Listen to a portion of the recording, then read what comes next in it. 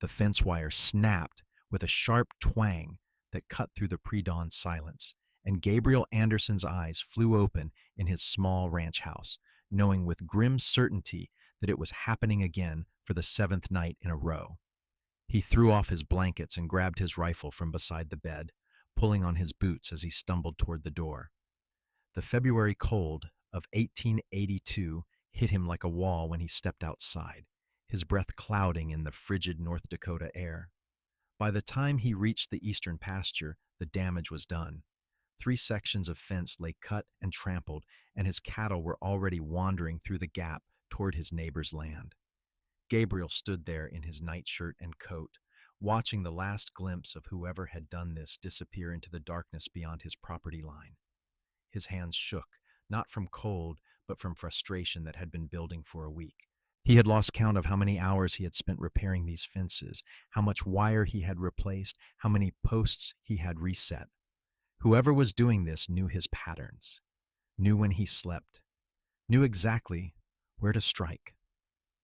The sun rose slowly over the frozen plains as Gabriel rounded up his scattered cattle and began the tedious work of repairing the fence yet again. His ranch was small but profitable, or it had been before this nightmare started. Now he was losing money on wire and losing sleep trying to catch the culprit. He had tried staying up late, but whoever was doing this seemed to wait until he finally succumbed to exhaustion. By the time he finished the repairs and returned to the house, it was nearly noon. He had lost half a day of work again. Gabriel heated some coffee on his stove and sat at his small kitchen table, rubbing his tired eyes. He was 26 years old and had worked this land for 3 years, since buying it with money he had saved from years of cowboy work on the big ranches to the south. He had plans to expand, to build something lasting, but none of that mattered if someone was determined to ruin him. A knock at his door startled him from his thoughts. Gabriel set down his coffee and opened the door to find his neighbor, old Thomas McKinley, standing on his porch with a concerned expression. "Saw your cattle wandering again this morning," Thomas said without preamble. "Fence trouble?" "Someone is cutting it," Gabriel said flatly. "Every night for a week now, always when I finally fall asleep." Thomas shook his head. "That's a mean thing to do to a man. You got any idea who might have it in for you?" Gabriel had been asking himself that question for 7 days. "I haven't done anything to anger anyone that I know of. I keep to myself, pay my bills, do not cause trouble in town." "Well, somebody sure has something against you," Thomas said. "You need help watching tonight?" "I could bring my son over." Gabriel appreciated the offer, but shook his head. "I cannot ask that of you. This is my problem." After Thomas left, Gabriel tried to sleep, but found it impossible. Every sound made him jump, convinced the culprit had returned in daylight. Finally, he gave up and went to town to buy more wire and talk to the sheriff. Fargo was bustling with afternoon activity when Gabriel arrived. The town had grown considerably in recent years with the arrival of the railroad, and the main street was lined with shops and businesses. Gabriel tied his horse outside the sheriff's office and went inside. Sheriff Dalton looked up from his desk with a weary expression. He was a large man in his 50s with a gray mustache and tired eyes. "Gabriel, let me guess, more fence trouble?" "Every night," Gabriel confirmed. "I need help, Sheriff. I cannot keep doing this." The sheriff sighed and leaned back in his chair.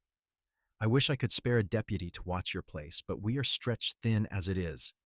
There has been trouble with cattle rustlers up north, and I have got 2 men out dealing with that. Best I can do is ride out tomorrow and look around, see if I can find any tracks or signs of who might be doing this." It was not the answer Gabriel wanted, but he thanked the sheriff and left. He stopped at the general store to buy wire and was loading it onto his wagon when he heard a commotion down the street. A crowd had gathered outside the hotel, and Gabriel could hear angry voices. Curious, he walked over to see what was happening. In the center of the crowd stood a young woman in a traveling dress, her dark hair pinned up under a modest hat. She was arguing with the hotel owner, Mr. Peterson, a portly man with a red face. I have money to pay, the woman was saying, her voice firm despite the hostile crowd around her. I do not understand why you will not rent me a room. Because you are not welcome here, Peterson said loudly. We do not need your kind in Fargo. Gabriel pushed through the crowd to get a better look. The woman was perhaps 23 or 24, with striking features and dark eyes that flashed with anger and hurt. She held herself with dignity despite the insults being thrown at her. What did she do? Gabriel asked a man standing next to him. She is a Pinkerton, the man spat. Come here to spy on honest folk, no doubt. Gabriel looked at the woman with new interest. The Pinkerton National Detective Agency had a complicated reputation in the West. They were known for breaking strikes and working for the railroad companies, which had made them unpopular with many working people. But they also caught criminals and solved cases that local law enforcement could not handle.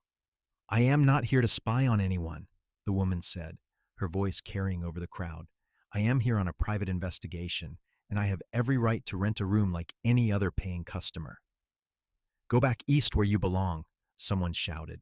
Gabriel found himself stepping forward before he quite knew what he was doing. Excuse me, miss. What is your name? She turned to look at him, and he saw intelligence and wariness in her dark eyes. Zara Preston. Miss Preston, I am Gabriel Anderson. I have a ranch outside of town with a guest room that I do not use. You are welcome to stay there if you need a place. The crowd went quiet, and Gabriel could feel hostile eyes turning toward him. Zara Preston studied him carefully, as if trying to determine his motives. Why would you help me? She asked. Because everyone deserves a place to sleep, and because I do not like seeing someone treated poorly for no good reason, Gabriel said simply. Something shifted in her expression, a slight softening around her eyes. That is kind of you, Mr. Anderson. I accept your offer. The crowd grumbled but began to disperse as Gabriel helped Zara load her 2 bags onto his wagon. As they drove out of town, he could feel her watching him. You did not have to do that, she said. You will probably be unwelcome in some establishments now because of it. Gabriel shrugged. Let them be unwelcome to me then. I do not spend much time in town anyway. They rode in silence for a while, the wagon creaking over the frozen road. Finally, Zara spoke again. You said you have a ranch. What do you raise? Cattle, mostly. Some horses. It is not a large operation, but it is mine. That must be satisfying, owning your own land. There was something wistful in her voice that made Gabriel glance at her. It is most of the time, though lately I have been having some trouble. What kind of trouble? Gabriel found himself telling her about the cut fences, the sleepless nights, his frustration at being unable to catch whoever was doing it. Zara listened intently, and when he finished, she was quiet for a moment. That is a very specific kind of harassment, she said thoughtfully. Someone is trying to exhaust you, to make you give up or make a mistake. It suggests planning and patience.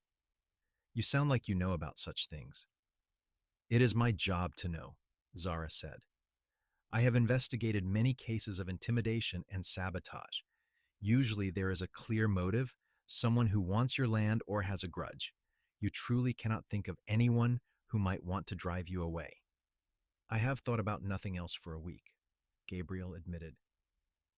I cannot come up with anyone. They arrived at his ranch as the sun was beginning to set. Gabriel helped Zara down from the wagon and carried her bags inside. The house was small but clean, with a main room that served as kitchen and living area, his bedroom, and a smaller guest room that he used for storage. I will need to clear out the guest room, he said apologetically. I was not expecting company. Let me help, Zara said, removing her coat and hat. Together they moved boxes and equipment out of the small room, and Gabriel found some clean sheets for the narrow bed. It was not fancy, but it was warm and dry. Thank you, Mr. Anderson, Zara said when they finished. You have been very kind to a stranger. Please call me Gabriel, and you are welcome. I will make some supper. if you are hungry. Over a simple meal of beans and salt pork, Gabriel learned more about his unusual guest.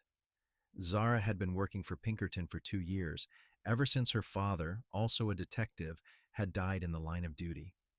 She was in Fargo investigating a series of railroad thefts, but she was tight-lipped about the details. "It is probably boring compared to your cattle ranch," she said with a slight smile. "I do not know about that. My life has been rather predictable until this fence cutting started." After supper, Gabriel showed Zara around the ranch, pointing out the barn and the pastures where his cattle grazed. When they reached the eastern fence line where the cuts had been made, Zara knelt down and examined the fence posts carefully. "Always in the same area?" she asked. "Always here on the eastern side. 3 or 4 sections cut." Zara ran her fingers over the cut wire, then stood and looked out across the darkening prairie. "The culprit approaches from the east, does the damage, and retreats the same way. They are confident about their escape route, which means they either know the terrain very well or they do not have far to go." "I thought about that," Gabriel said. "But there is nothing to the east except open land. The nearest ranch in that direction is 5 miles away." "Still, it is a pattern," Zara said. "Patterns can be exploited." As they walked back to the house, Gabriel found himself impressed by Zara's analytical mind. She asked good questions and noticed details he had overlooked. When they reached the house, Zara stopped on the porch and turned to him. "Gabriel, I want to help you catch whoever is doing this." He was surprised. "You have your own investigation to conduct, which is largely gathering information and waiting for leads right now," Zara said. "Besides, you helped me when no one else would. Let me return the favor. We can stay up tonight and watch the fence together." Gabriel wanted to refuse, to tell her it was not her problem, but the truth was he desperately needed help. "All right," he said, "but it could be a long, cold night for nothing." "I have had plenty of those," Zara said with a wry smile. They prepared for the vigil like soldiers preparing for battle. Gabriel made a pot of strong coffee, while Zara changed into more practical clothes, emerging in dark trousers and a heavy coat that she must have had buried in her luggage. Gabriel raised his eyebrows but said nothing. He had heard that some Pinkerton women wore trousers for field work, though he had never seen it himself. As darkness fell, they positioned themselves in the barn loft, which had a clear view of the eastern fence line. Gabriel brought blankets and his rifle, and they settled in to wait. The first few hours passed in quiet conversation. Zara told him about growing up in Chicago, the daughter of a detective who taught her to observe and think critically. Gabriel told her about his childhood in Missouri, his years working as a cowboy, his dream of building something permanent. "Why Fargo?" Zara asked. "It seems remote." "That is exactly why," Gabriel said. "I wanted land that was affordable and space to grow. The railroad came through a few years ago, which means I can ship cattle to market. It seemed like a good opportunity." "And has it been?" "Until now, yes." Around midnight, the temperature dropped further, and their breath clouded in the cold barn. Gabriel poured more coffee from the thermos he had prepared, and they huddled under the blankets, their shoulders touching for warmth. "Tell me about your work with Pinkerton," Gabriel said, partly to stay awake and partly because he was genuinely curious. "What is it like being a woman in that profession?" Zara was quiet for a moment. "Difficult," she finally said. "There are not many female detectives, and even fewer who are taken seriously. Most people assume I am a secretary or a decoy. But my father trained me well, and I have solved cases that others could not. That speaks louder than prejudice, at least some of the time." "Is that why those people in town were so hostile? Because you are a woman doing a man's job?" "That is part of it," Zara said. "But mostly it is because Pinkerton has a reputation for working against labor unions and for big corporations. People see the name and assume I am here to harm them. Sometimes they are not wrong to think that, but not in this case. I am investigating actual crimes, not spying on striking workers." Gabriel could hear the frustration in her voice and the underlying hurt. For what it is worth, I think what you do takes courage. Not everyone would be willing to face that kind of hostility. Zara turned to look at him, and even in the dim moonlight filtering through the barn windows, he could see something warm in her expression. Thank you, Gabriel. That means more than you might think. They fell silent again, both watching the fence line. The night stretched on, and Gabriel found himself fighting sleep. Beside him, Zara remained alert, her eyes scanning the darkness with professional focus. It was nearly 3 in the morning when she suddenly tensed. Gabriel, she whispered. Look there. He followed her gaze and saw a dark figure moving along the fence line, barely visible in the starlight. The figure was crouched low, moving quickly and purposefully toward the section of fence they were watching. Gabriel reached for his rifle, but Zara put a hand on his arm. Wait, she breathed. Let us see what they do. They watched as the figure reached the fence and pulled something from a bag. There was a faint metallic sound, and Gabriel realized the person was using wire cutters. Within moments, the fence was cut in 3 places, just like before. Now, Zara whispered. They climbed down from the loft as quietly as they could and slipped out of the barn. The figure was moving away from the fence, heading back east. Gabriel and Zara followed, staying low and using the darkness for cover. The pursuit led them across open prairie for nearly half a mile. Gabriel was surprised by how well Zara could move in the darkness, keeping pace with him easily. The figure ahead of them seemed unaware of being followed, moving with confidence through the night. Finally, the figure reached a small gully and dropped down into it. Gabriel and Zara crept to the edge and peered over. In the shallow ravine below, illuminated by a small lantern, they could see the culprit clearly for the first time. It was a boy, no more than 15 or 16 years old, with shaggy brown hair and worn clothing. He was sitting on a rock, catching his breath, the wire cutters still in his hand. Gabriel stood up, his rifle at the ready. Stay where you are, he called down. The boy jumped to his feet, his eyes wide with fear. He looked ready to run, but Zara had circled around to block his escape route. He was trapped. Please, the boy said, his voice shaking. Please do not shoot me. Gabriel climbed down into the gully, keeping his rifle pointed at the ground but ready. I am not going to shoot you unless you give me a reason, but you are going to tell me why you have been cutting my fence every night. The boy looked like he might cry. He was thin and dirty, with dark circles under his eyes. I had to, he said. He told me I had to. Who told you? Zara asked, climbing down to join them. The boy looked between them, clearly terrified. Mr. Hawkins. He said if I did not do what he wanted, he would tell the sheriff I stole from his store. But I did not steal nothing. I swear. He just said that to make me scared. Gabriel lowered his rifle completely.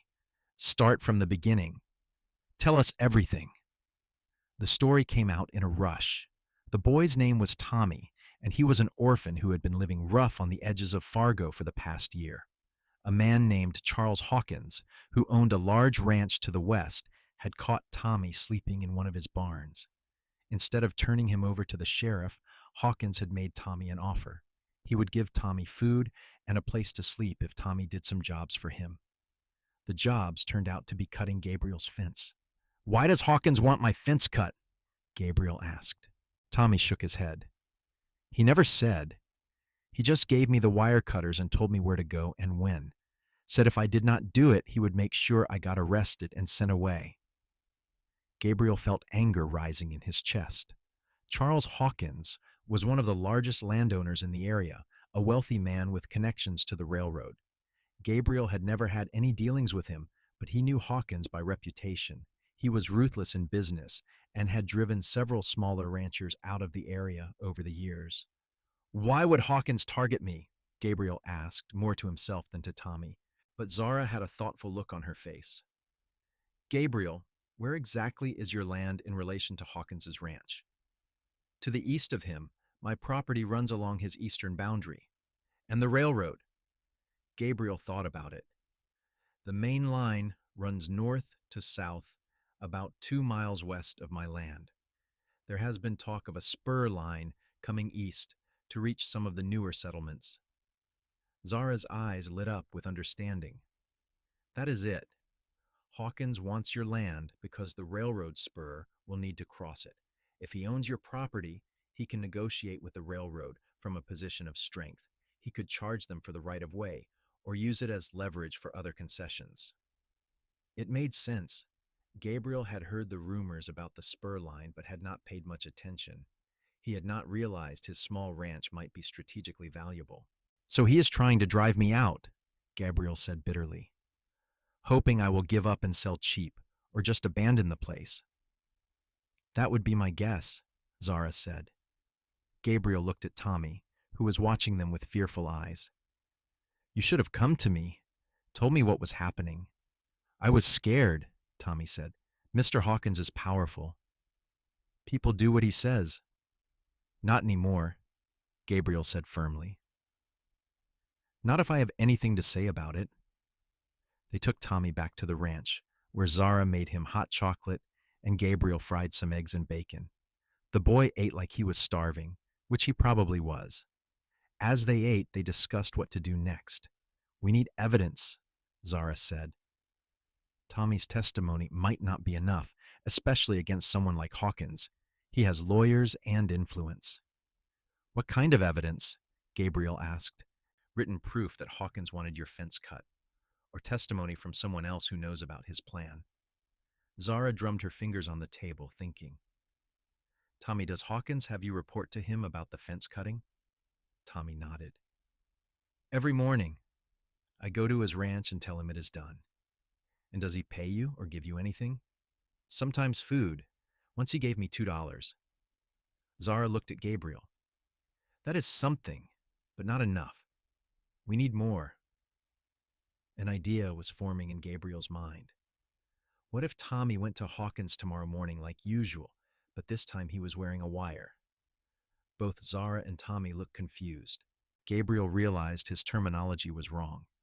I mean, what if he went there and got Hawkins to talk about the fence cutting while we listened somehow? You mean have him confess? Zara said slowly. That could work, but it would be dangerous for Tommy, and we would still need witnesses to back up what he said. They talked late into the night, refining the plan.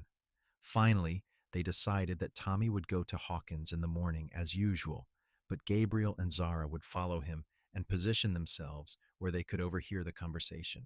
It was risky, but it might give them the evidence they needed.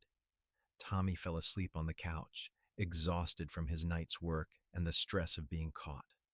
Gabriel and Zara sat at the kitchen table, too wired to sleep. Thank you, Gabriel said quietly. If you had not been here, I would still be chasing shadows. Zara smiled. It is what I do. And besides, you helped me first. We are just evening the score. I think you have more than evened it. They sat in comfortable silence for a moment, and Gabriel found himself studying Zara's face in the lamplight. She was beautiful, he realized, but it was more than that. There was strength in her, and intelligence, and a kind of determination that he found deeply attractive. She had not hesitated to help him, even though she had only just met him. She had spent a cold night in a barn, watching for a fence cutter, and now she was planning to confront a powerful man to help a stranger. What are you thinking? Zara asked, noticing his gaze. Gabriel felt heat rise in his cheeks. I was thinking that you are remarkable. Zara blinked, clearly surprised. Then she smiled, a genuine warm smile that transformed her face. I was thinking something similar about you. Not many men would have stood up for me in town yesterday, and fewer still would have invited a Pinkerton agent into their home. I do not care about Pinkerton, Gabriel said. I care about people treating each other decently. That is what makes you remarkable. They went to bed as the sky was beginning to lighten, sleeping for a few hours before waking at mid-morning. Tommy was already awake, nervous about the plan they had made. Over breakfast, Zara coached him on what to say. You want to get him talking? She explained. Ask questions. Act confused or worried. Say you saw someone watching the ranch and you are scared of getting caught. That might make him reveal more about why he wants the fence cut. Tommy nodded, absorbing her instructions. Despite his fear, there was a determination in his eyes now. I am tired of being scared of him, he said. I want to do this. They set out for Hawkins's ranch in early afternoon. It was a large spread with the impressive main house and several outbuildings. Gabriel and Zara positioned themselves in a stand of trees about 50 yards from the house, close enough to hear voices, but far enough to avoid being seen. Tommy walked up to the front door and knocked. After a moment, a man opened it. Gabriel recognized Charles Hawkins from his occasional visits to town. He was in his 50s, well-dressed, with silver hair and a hard, calculating expression. You are late, Hawkins said, his voice carrying across the yard. Did you cut the fence last night or not? Yes, sir, I did, Tommy said loudly. Gabriel realized the boy was speaking up deliberately so they could hear. But I am getting scared, Mr. Hawkins. I think someone might have seen me. Nonsense, Hawkins said dismissively. Anderson is a fool. He has no idea what is happening. But what if he figures it out? What if he tells the sheriff? Hawkins grabbed Tommy's arm roughly. Then you keep your mouth shut, you understand? You do not know anything. I never told you anything. You were just some boy cutting fences for fun. But why do I have to keep doing it? Tommy asked. His fence is already cut. Why not stop? Because I need him broken, Hawkins said, his voice cold. I need him so exhausted and desperate that he will sell me that worthless piece of land for a fraction of what it is worth. And in 6 months, when the railroad spur comes through, I will make 10 times what I paid him, maybe 20 times. So you keep cutting that fence every night until I tell you to stop. Do you understand me? Yes, sir, Tommy said quietly. Good. Now get out of here. Tommy hurried away, and Hawkins went back inside.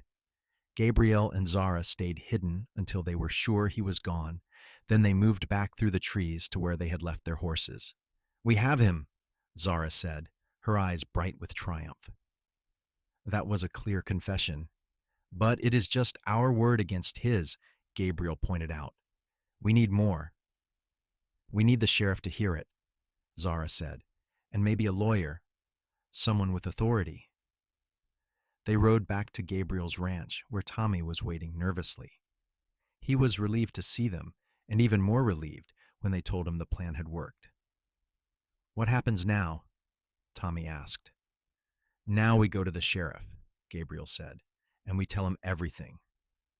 But when they arrived in Fargo that afternoon and went to the sheriff's office, they found it empty except for a young deputy who looked barely old enough to shave. Sheriff Dalton is up north dealing with those rustlers, the deputy said. Will not be back for 3 days at least. Can I help you with something? Gabriel hesitated. He did not know this deputy and was not sure he could be trusted. Hawkins had a lot of influence in town, and Gabriel did not want word getting back to him before they could act. We will wait for the sheriff, Gabriel said. Outside, they discussed their options. 3 days was a long time to wait. Hawkins might realize something was wrong. He might pressure Tommy or try to cover his tracks. We need someone else with authority, Zara said. Someone Hawkins cannot intimidate. What about a federal marshal? Gabriel suggested. I know there is one who covers this territory. Zara nodded slowly. That could work, especially if we frame it as attempted fraud related to the railroad. That makes it a federal matter. They spent the rest of the afternoon making inquiries and learned that a federal marshal named William Carter was due to arrive in Fargo in 2 days to testify in an unrelated case. Gabriel sent a telegram requesting a meeting, explaining that he had information about possible railroad-related fraud. With nothing else to do but wait, they returned to the ranch. That night, Gabriel insisted on keeping watch alone while Zara slept. He knew Tommy would not be cutting the fence now that he had been caught, but he wanted to be careful. The next morning, Zara found Gabriel in the barn, repairing some tack. She had changed back into her dress, and her hair was pinned up in a neat bun. She looked every inch the proper lady, quite different from the tough detective in trousers who had tracked a fence cutter through the dark. "Could not sleep?" she asked. "I slept a few hours," Gabriel said. "I am used to not sleeping much these days." Zara picked up a brush and began grooming Gabriel's horse. "What will you do once this is settled? Will you stay here?" "This is my land," Gabriel said. "I am not going anywhere. What about you? Will you go back to Chicago?" "Eventually," Zara said. "I have to finish my investigation first, and even then I will probably be sent somewhere else for another case." Gabriel felt an unexpected pang at the thought of her leaving. They had only known each other for 2 days, but he had grown accustomed to her presence, more than accustomed. He enjoyed talking with her, working alongside her. She was unlike any woman he had ever met. "That must be a difficult way to live," he said carefully. "Always moving, never putting down roots." "It is," Zara admitted. "Sometimes I wonder if I should find a different line of work, something more stable. But then I remember why I do this. My father believed in justice, in protecting people who could not protect themselves. I want to honor that." "Your father would be proud of you," Gabriel said. Zara smiled, but there was sadness in it. "I hope so." They spent the day working around the ranch together. Gabriel showed Zara how to mend fence, and she proved surprisingly adept at it. Tommy helped too, clearly grateful to be doing honest work instead of sneaking around cutting fences. That evening, as they sat on the porch watching the sun set over the prairie, Gabriel found himself wishing things could stay this way. It had only been 2 days, but the ranch felt different with Zara there. It felt less lonely, more like a home. "Can I ask you something?" Zara said, breaking the comfortable silence. "Of course." "Why have you never married? You have land, a good home. Most men your age have families by now." Gabriel was quiet for a moment.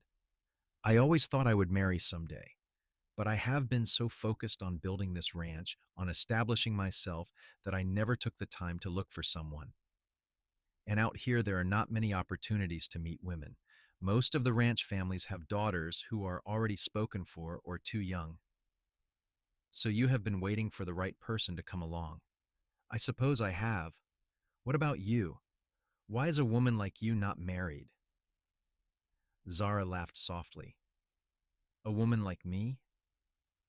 Most men do not want a woman who carries a gun and investigates crimes. They want someone who will stay home and keep house and not challenge them. I have never been able to be that person." "Their loss," Gabriel said firmly. Zara turned to look at him, and there was something in her eyes that made his heart beat faster. "Do you really think so?" "I know so. You are intelligent and brave and capable. Any man would be lucky to have you." "Even a rancher who needs his fences mended regularly?" Gabriel smiled. "Especially a rancher like that." They sat together as darkness fell, neither one wanting to break the moment. Finally, Zara stood. "I should check on Tommy and make sure he has eaten." "Zara," Gabriel said, standing as well. "When this is over, when you finish your investigation, would you consider staying a while longer? As my guest, I mean. I would like to spend more time with you." Zara's smile was radiant. "I would like that very much, Gabriel." The next day dragged by slowly as they waited for the marshal to arrive. Gabriel tried to focus on ranch work, but his mind kept wandering. He was nervous about confronting Hawkins, but more than that, he was thinking about Zara and the conversation they had shared the night before. He had only known her for 3 days, but he felt something stirring in his chest that he had not felt before. It was more than attraction, though he was certainly attracted to her. It was a sense of rightness, as if she fit into his life in a way that made everything make more sense. That afternoon, a rider arrived with a message. Marshal Carter would meet them at the sheriff's office the following morning. They had their appointment. That night, they went over their story multiple times, making sure all the details were straight. Tommy was nervous, but Gabriel reassured him that he was doing the right thing. "Mr. Hawkins cannot hurt you anymore," Gabriel said. "We will make sure of that." The next morning, they dressed carefully and rode into town together. Gabriel wore his best shirt and jacket. Zara wore a professional dark dress that made her look every inch the detective, and Tommy had been scrubbed clean and given some of Gabriel's old clothes that had been altered to fit him. Marshal Carter was waiting at the sheriff's office. He was a tall, lean man with sharp eyes and a no-nonsense demeanor. Gabriel explained the situation from the beginning, with Zara adding professional observations and Tommy providing his testimony. The marshal listened carefully, asking pointed questions. When they finished, he sat back and considered. "This is a serious accusation," he said. "Charles Hawkins is a prominent man. Are you prepared for the consequences of making this public?" "I am prepared to tell the truth," Gabriel said firmly. The marshal nodded.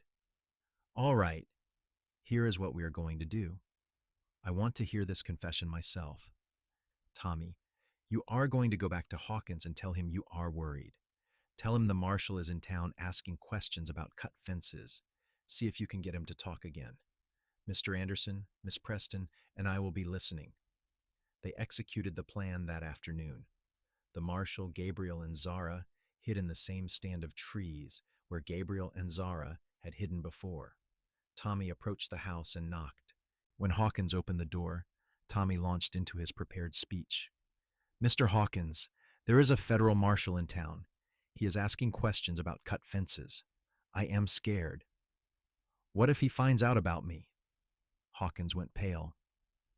"How does a marshal know about the fences?" "I do not know, sir.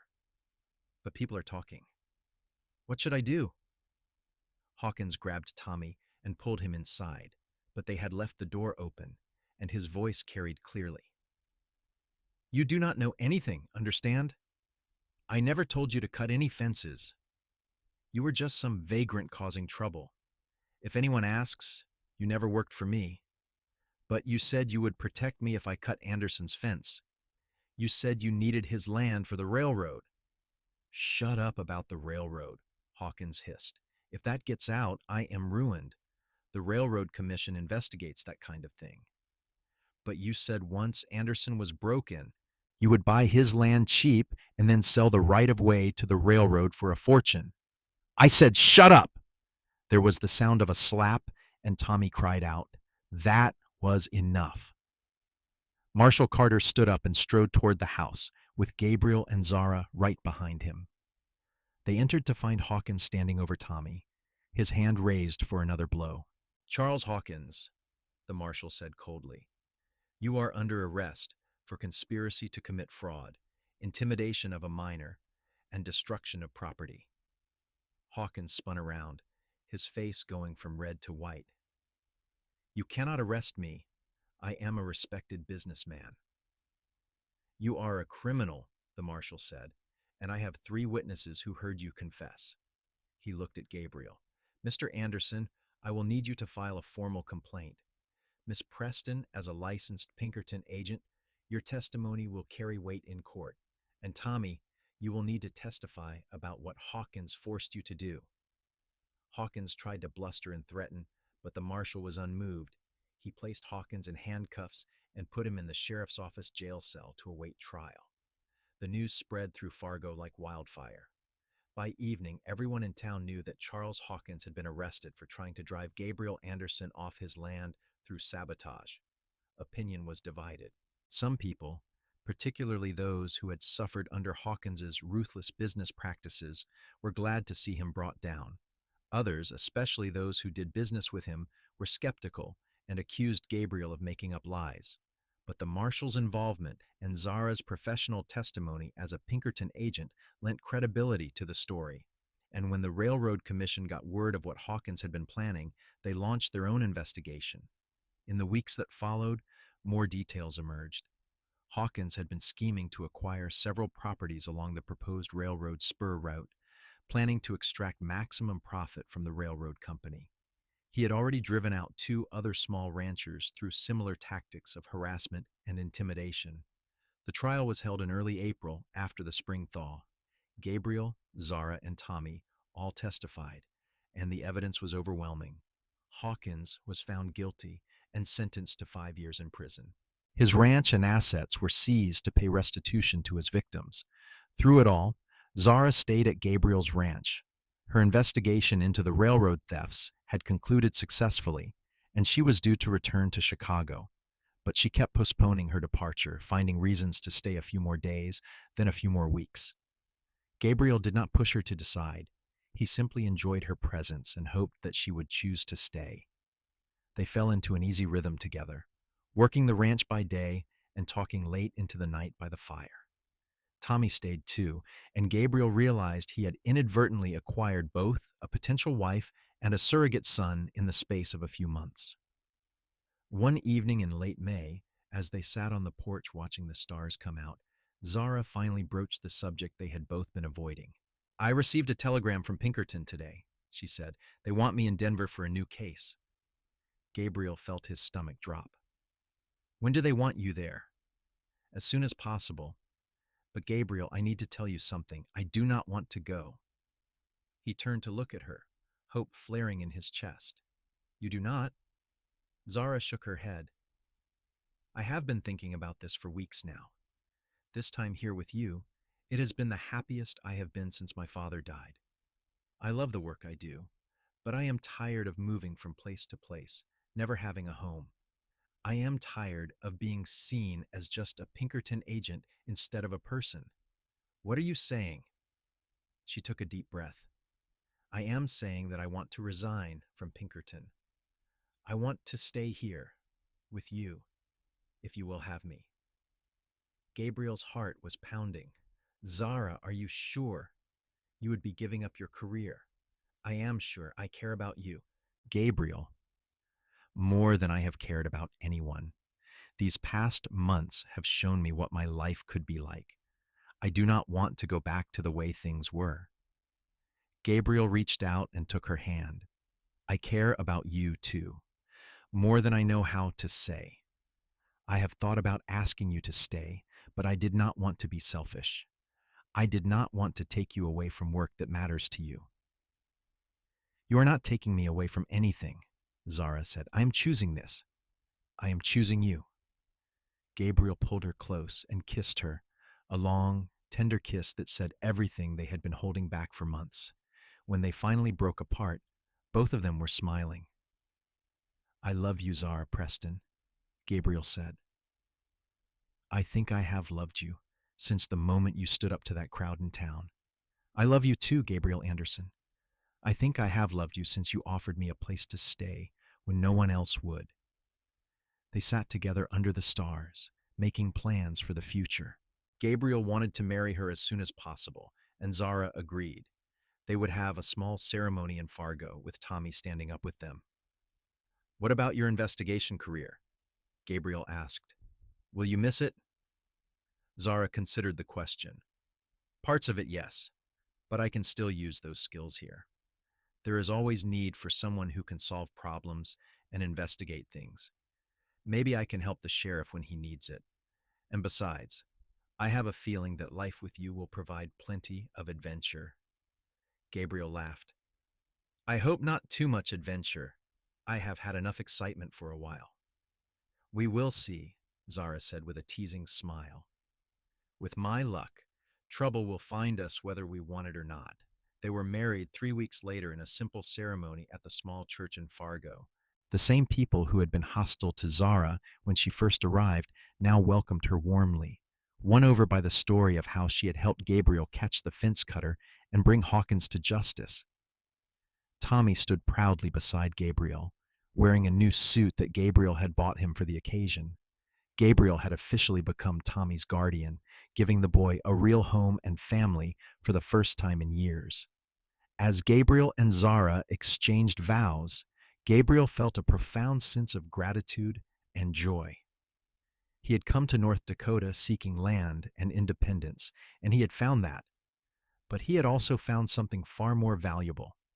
He had found love, partnership, and family. The reception was held at Gabriel's ranch, which was now their ranch. Friends and neighbors brought food and music, and they danced until the stars came out. When the last guest finally left, Gabriel and Zara stood together on their porch, looking out at the land they would build their life on together. Are you happy? Gabriel asked, wrapping his arms around her.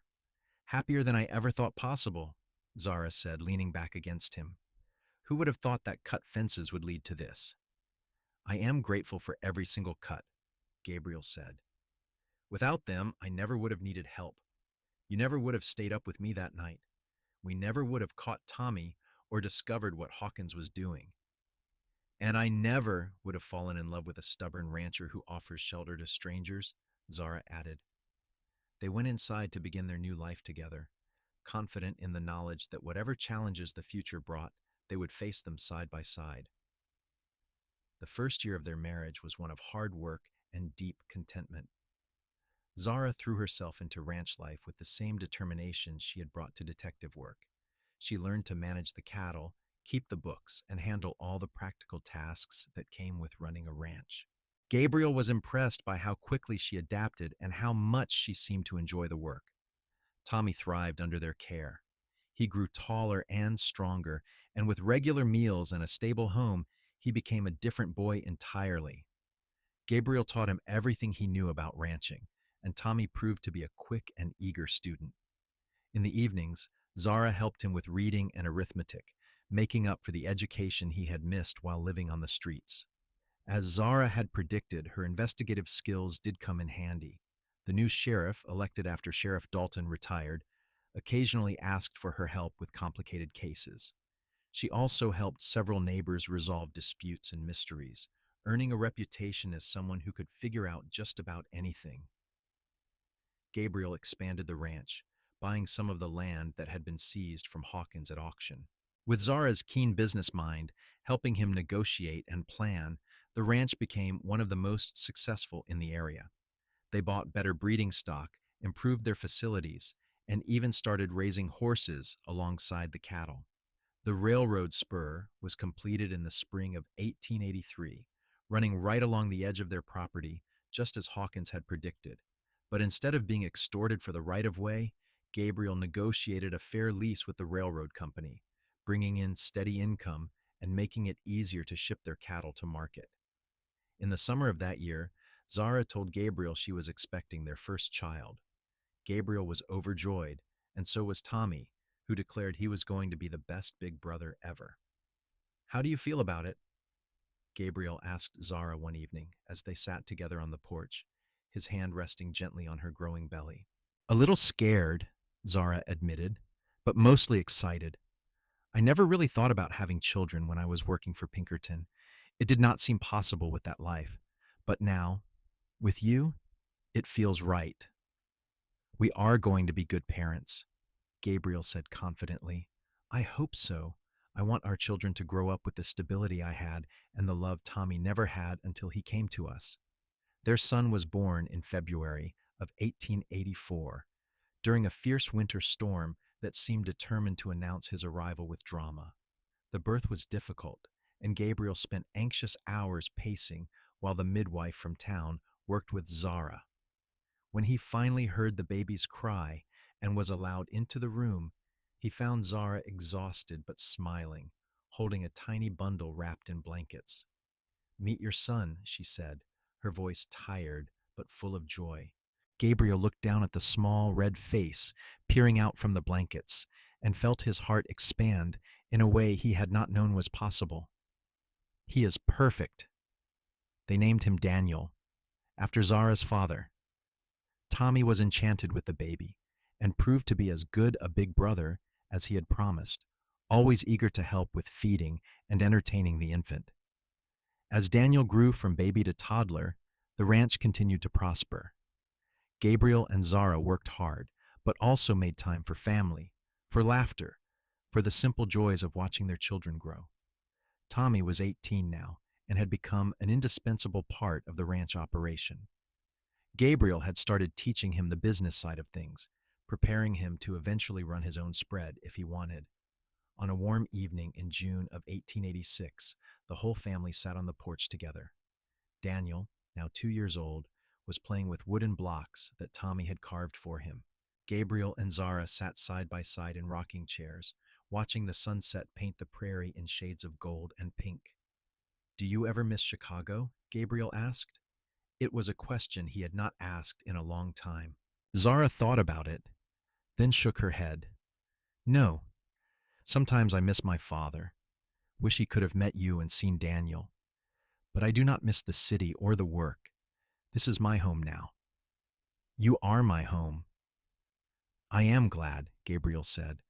I cannot imagine my life without you now. You would have been fine, Zara teased. Eventually you would have caught whoever was cutting your fence. Maybe, but I would have been lonely, and I never would have known what I was missing. Tommy looked up from where he was playing with Daniel. Are you two getting mushy again? Because Daniel and I can go inside. Gabriel laughed. Sorry, Tommy. We will try to contain ourselves. You are not fooling anyone, Tommy said with a grin. Everyone knows you two are the most in love people in 3 counties. Zara and Gabriel exchanged a glance, both of them smiling. It was true. What had started with cut fences and a chance meeting had grown into something deep and lasting. They had built a life together, a family, a home. As the stars began to appear in the darkening sky, Gabriel thought about how much had changed since that morning 4 years ago, when he had woken to the sound of his fence being cut for the 7th time. He had been alone then, frustrated and exhausted, fighting to hold on to his land and his dream. Now he had everything he had ever wanted and more. He had a thriving ranch, a son he adored, a young man he had helped raise, and most importantly, he had Zara. She was his partner in every sense of the word, his best friend, his advisor, the love of his life. What are you thinking about? Zara asked, noticing his reflective expression. I am thinking about cut fences, Gabriel said, and how grateful I am for them. Zara laughed, the sound warm and full of joy. Only you would be grateful for vandalism. It brought me you, Gabriel said simply. She reached over and took his hand, threading her fingers through his. It brought me you too, and Tommy, and Daniel, and all of this. She gestured at the ranch, the land, the life they had built. Do you think we should tell Daniel the story when he is older? Gabriel asked. About how we met? Definitely, Zara said, though we might want to leave out the part about me wearing trousers and chasing criminals through the dark. We do not want to give him ideas. Why not? If he has even half your courage and intelligence, he will be just fine. They sat together as night fell completely, surrounded by the people they loved, on land they had fought for and made their own. The past was behind them, full of challenges they had overcome together. The future stretched ahead, full of promise and possibility. In the years that followed, their family grew. Zara gave birth to twin daughters in 1888, and though the pregnancy was difficult, both mother and babies came through healthy. Gabriel was overjoyed, doting on his daughters with the same fierce love he showed his son. Tommy married in 1889, wedding a young woman named Sarah who had moved to Fargo from Minnesota. Gabriel gave Tommy a portion of land to start his own ranch, and Tommy built a house just a mile down the road from Gabriel and Zara's place. The two families remained close, often sharing meals and helping each other with work. As Daniel and the twins grew older, Gabriel and Zara made sure to teach them not just about ranching, but about justice, kindness, and the importance of helping others. They told them the story of the cut fences and how it had brought their parents together, and they told them about Tommy and how one act of kindness could change a life. The ranch continued to thrive through the 1890s. Gabriel was known throughout the territory as a fair and honest rancher, someone who treated his workers well and kept his word. Zara became an unofficial problem solver for the community, using her detective skills to help neighbors find lost property, resolve disputes, and occasionally catch actual criminals. In 1895, when Gabriel was 39 and Zara was 36, they added a final child to their family, another son they named James. By this time, Daniel was 11 and already helping significantly with the ranch work, and the twins were 7 and full of energy and curiosity. One evening, as they celebrated James's arrival with a family dinner, Gabriel looked around the table at the people gathered there. Zara sat beside him, beautiful and strong as ever, despite having just given birth a few weeks earlier. Daniel was entertaining his younger sisters with a story. Tommy and Sarah were there with their two children. The house was full of noise and laughter and life. You know, Gabriel said, raising his glass, I want to make a toast to family and to second chances, and to the woman who saw something worth saving in a tired rancher with a cut fence problem. Zara smiled at him, her eyes bright with love, and to the man who offered shelter to a stranger when no one else would. They clinked glasses, and the conversation flowed on around them.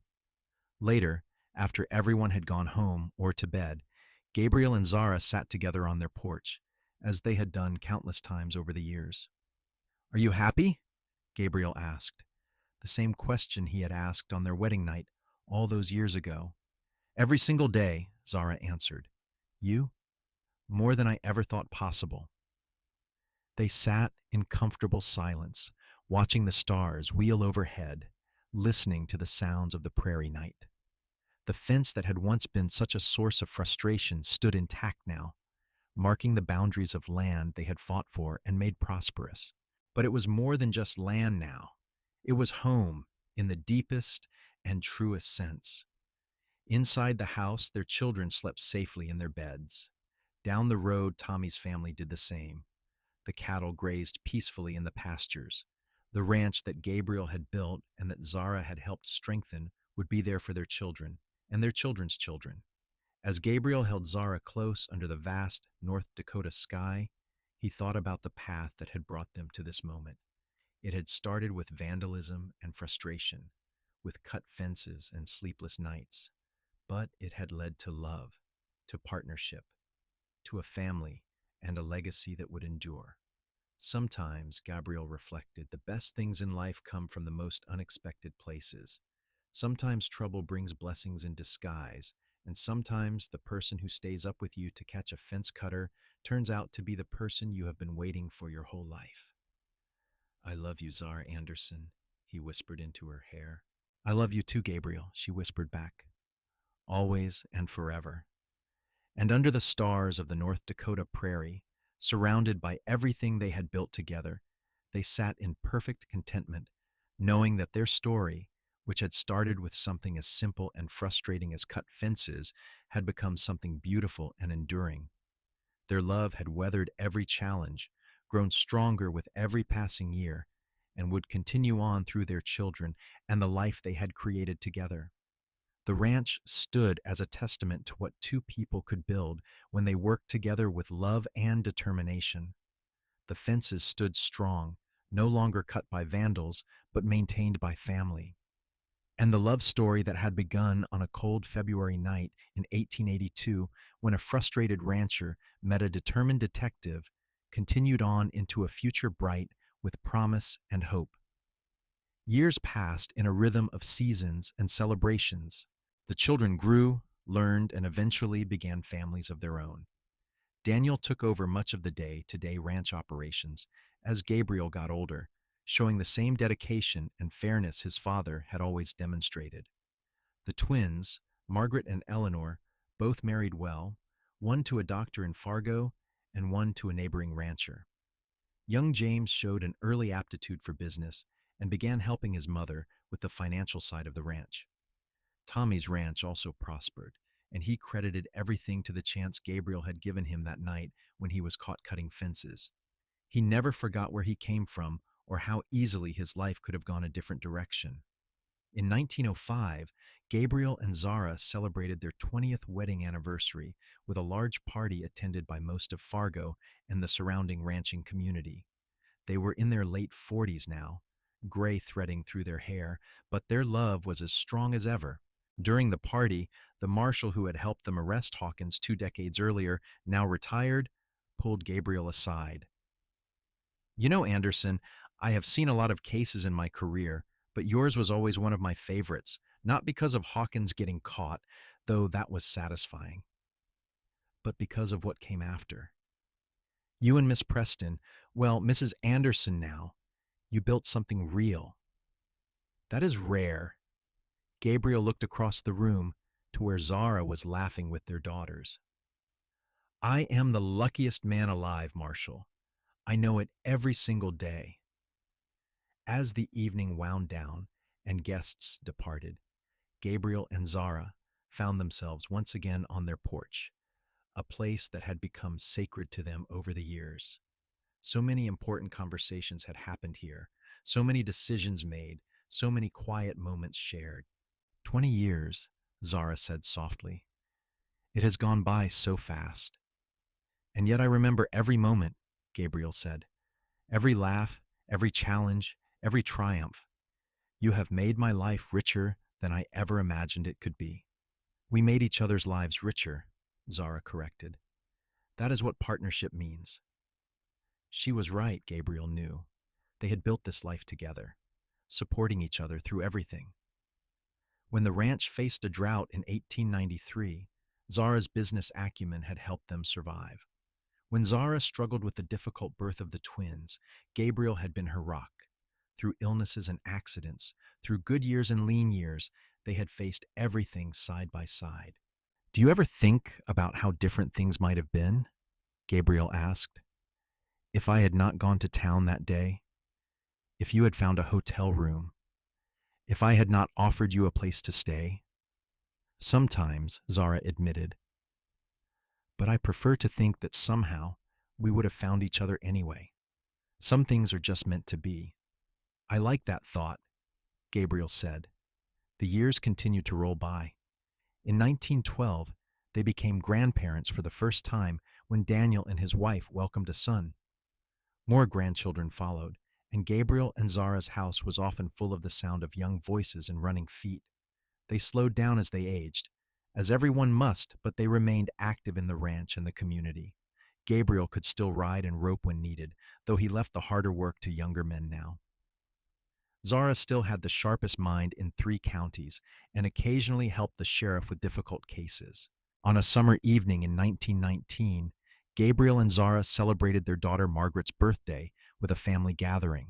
All their children were there with their spouses and children, as was Tommy with his now grown family.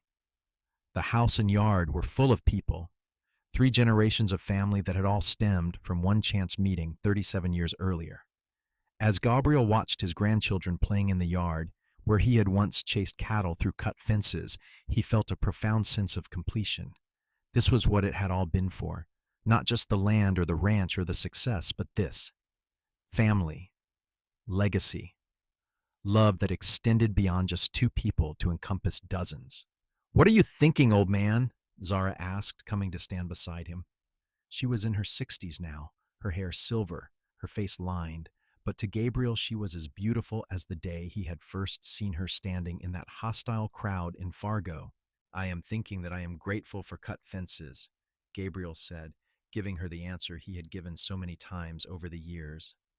Zara laughed, the sound still bright and joyful. "You and those fences, we really should put up a monument or something. Here stands the fence that brought Gabriel and Zara together."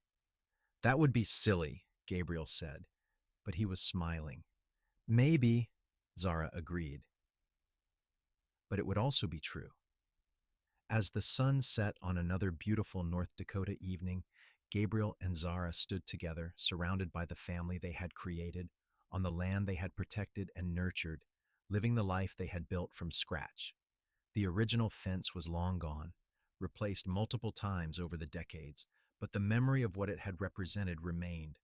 It had represented frustration and sabotage, yes, but it had also represented opportunity and change. It had been the catalyst that brought 2 people together who might otherwise never have met. It had been the beginning of a love story that had lasted nearly 4 decades and showed no signs of ending. "I love you, Zara," Gabriel said, taking her hand. "Today and always." "And I love you, Gabriel," Zara replied, squeezing his hand gently. "Until the end of time." They stood together as the stars began to appear, as they had done thousands of times before, as they would continue to do for as long as they had left together.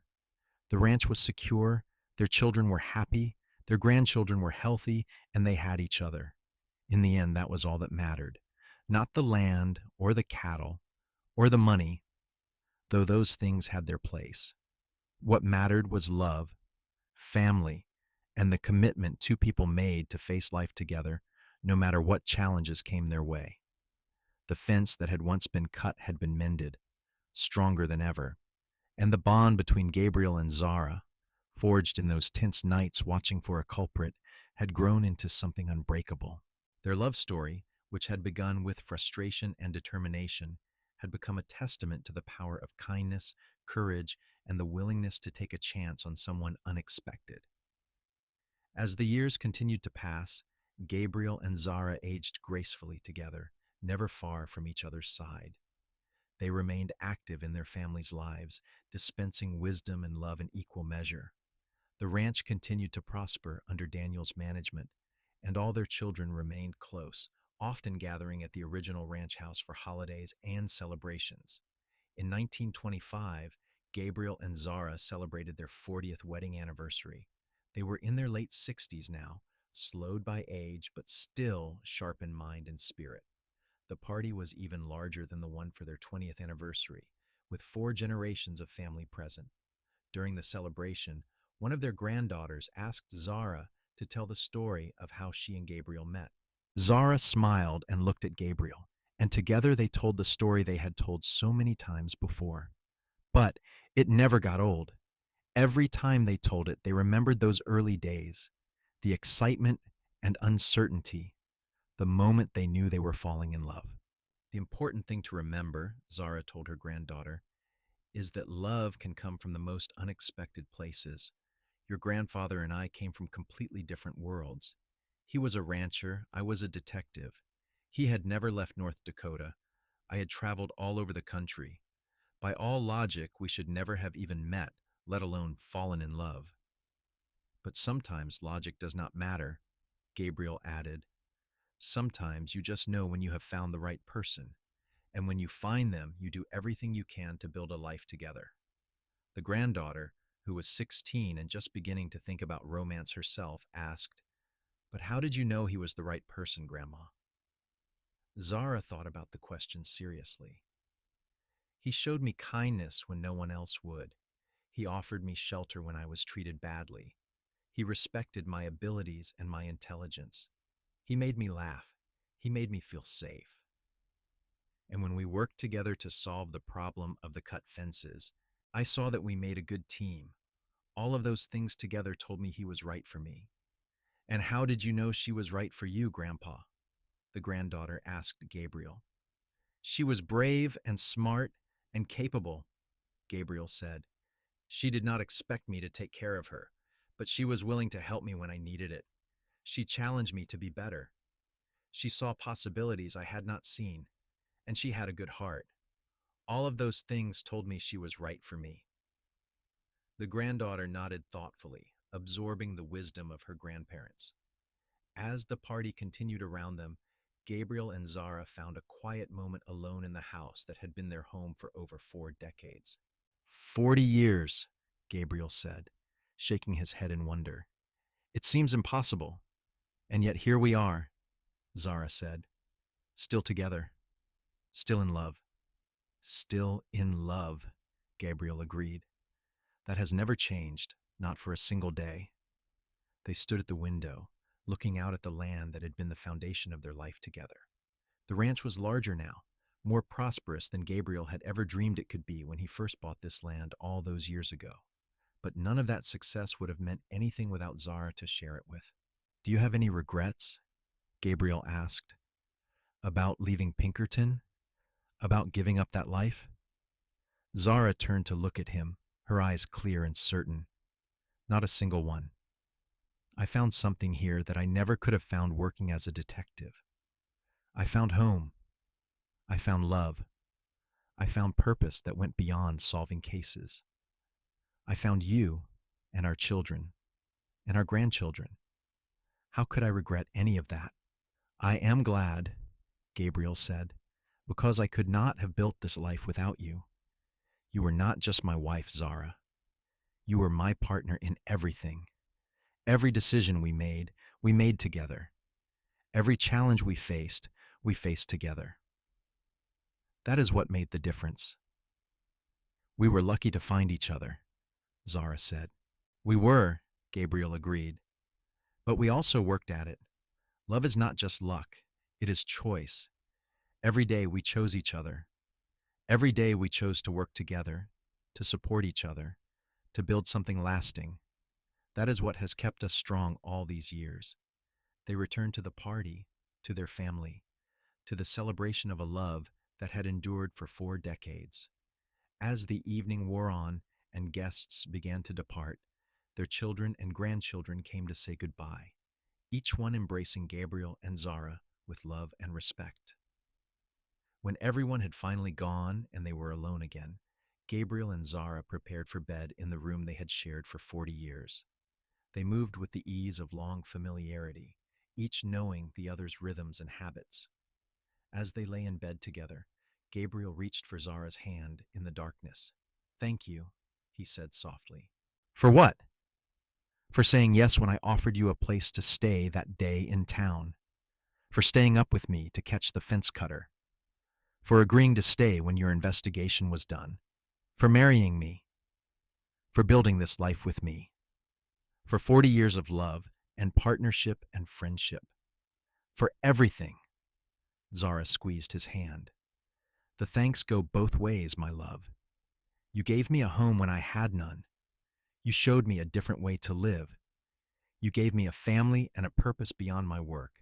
You loved me exactly as I am, never trying to change me or make me fit some ideal of what a woman should be. Thank you for all of that and more." They fell asleep holding hands, as they had done nearly every night for 40 years, secure in the love they had built and the life they had created together. The years that followed were quieter, but no less rich. Gabriel and Zara had given over most of the ranch work to the younger generation, but they remained involved, offering advice and support when needed. They took pleasure in their grandchildren and great-grandchildren, in the changing seasons, in the simple joy of being together. In the winter of 1932, Gabriel fell ill with pneumonia.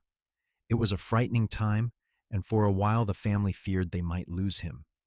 But he fought through it with Zara at his bedside every moment, refusing to let go of his hand. When he recovered enough to sit up and talk, the first thing he said to her was, "I am not ready to leave you yet." "Good," Zara said, tears streaming down her face, "because I am not ready to let you go." The illness had weakened Gabriel, though, and he never quite recovered his full strength.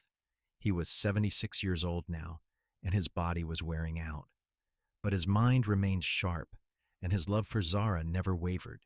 They spent more time together than ever in those final years, often sitting on the porch they had sat on thousands of times before, holding hands and watching the world go by. They talked about their children and grandchildren, about the changes they had seen in their lifetimes, about the memories they had made together. One evening in the spring of 1934, as they sat on the porch watching the sunset, Gabriel said, "Zara, if I could go back and live my life over again, knowing everything I know now, I would not change a single thing." "Not even the cut fences?" Zara asked with a gentle smile. "Especially not the cut fences," Gabriel said, "because they brought me you, and you have been the best part of my life.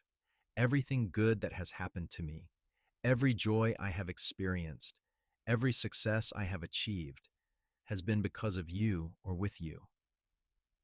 You made my life complete, Zara. You made me whole." Zara was crying now, but they were happy tears. "You did the same for me, Gabrielle. I was so lost before I met you, even though I did not realize it at the time. I thought my career was enough, that being a detective was my purpose, but you showed me that there was more to life than work. You showed me what it meant to truly love someone and be loved in return. You gave me a family, a home, a life worth living. I am so grateful for every moment we have had together." They sat in silence for a while, both lost in memories of the 52 years they had shared. Finally, Gabriel spoke again. I am not afraid of dying, Zara. I have lived a full life, a good life, but I am afraid of leaving you alone. Do not worry about me, Zara said, though her voice shook. I will be fine. I have our children and grandchildren. I have the ranch. I have all the memories we made together. Those will sustain me until we meet again. Promise me something, Gabriel said. Anything. Promise me that you will keep living fully, even after I am gone. Do not spend your remaining years just mourning me. Continue to be involved with the family, with the ranch, with the community. Continue to use that brilliant mind of yours.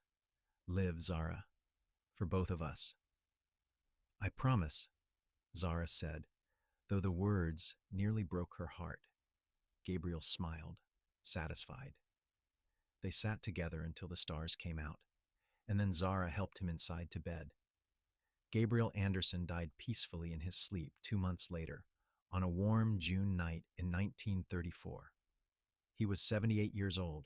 Zara was lying beside him when he passed, her hand in his, just as it had been for over 50 years. The funeral was attended by hundreds of people. Gabriel had been well loved in the community, known for his fairness, his integrity, and his kindness. But more than anything, people remembered his devotion to Zara and the love story they had shared. Zara grieved deeply, but she kept her promise to Gabriel. She remained active in the ranch, working with Daniel and the other children to ensure its continued success. She spent time with her grandchildren and great-grandchildren, passing on stories of their grandfather and the values he had lived by.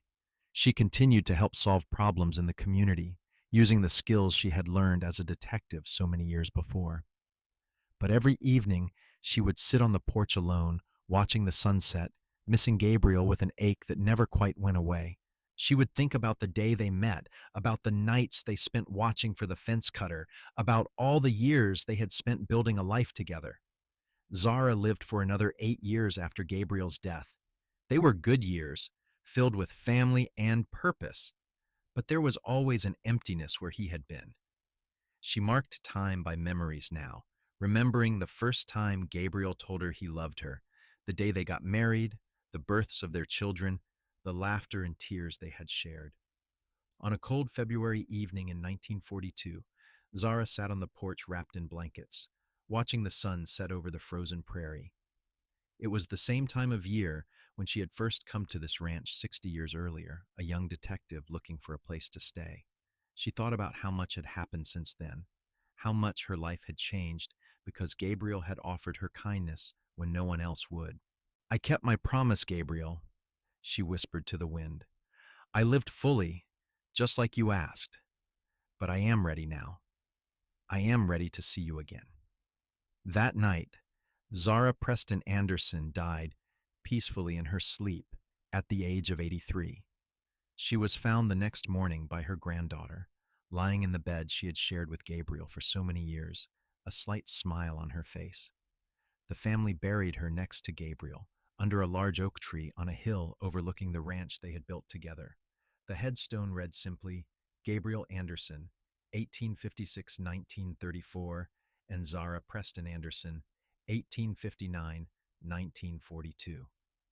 Beloved parents, grandparents, and partners in all things. Their love story began with cut fences and lasted a lifetime. The ranch continued under the management of their descendants, thriving through the decades that followed. Each generation that worked the land heard the story of Gabriel and Zara, of how a frustrated rancher and a determined detective had found each other through the most unlikely circumstances and built a legacy of love and family that endured long after they were gone.